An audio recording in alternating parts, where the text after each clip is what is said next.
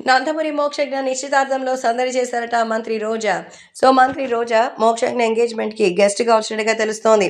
రోజా గురించి తెలిసిందే, బాలయ్యతో ఒకప్పుడు ఎంతో మంచి అనుబంధాన్ని పెట్టుకొని ఉండేవారు. కానీ ఎప్పుడైతే ఎలక్షన్స్‌కి సంబంధించిన హడావిడి పెరిగిందో వైసీపీ బుద్ధి చూపించింది రోజా.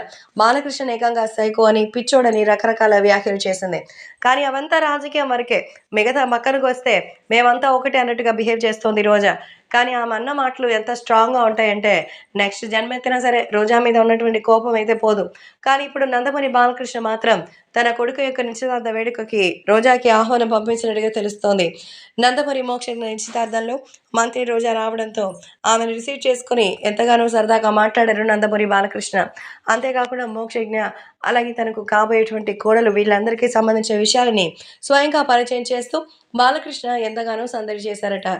ఎంతో చక్కగా జరిగినటువంటి ఈ ఫంక్షన్‌లో మంత్రి రోజా మెరడమే కాదు, బాలకృష్ణ దగ్గరుండి వాళ్ళకి కావాల్సిన జాగ్రత్తలు చూసుకున్నట్టుగా తెలుస్తోంది.